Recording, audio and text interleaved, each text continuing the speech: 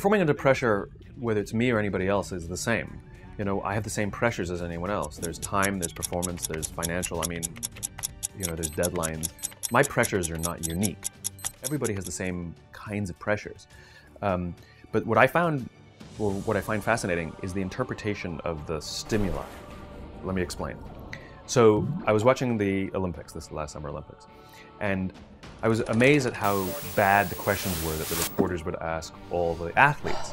And almost always, they asked the same question, whether they were about to compete or after they competed.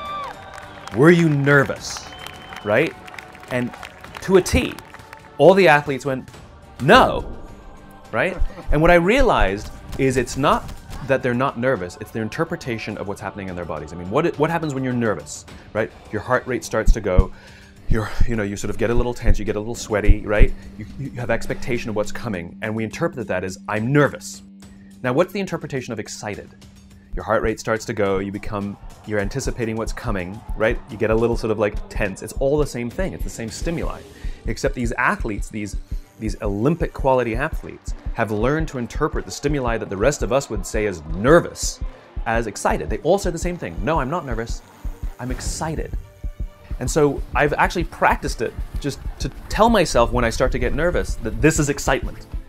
You know? And so I used to speak in front of a large audience and somebody would say, how do you feel? I used to say, a little nervous.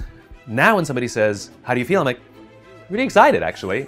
And it came from just sort of telling myself, no, this is excitement. And it becomes a little bit automatic later on. But it's kind of a remarkable thing to deal with pressure by interpreting what your body is experiencing as excitement rather than nerves. And it's really kind of effective. It makes you want to rush forwards rather than pull back, and yet it's the same experience.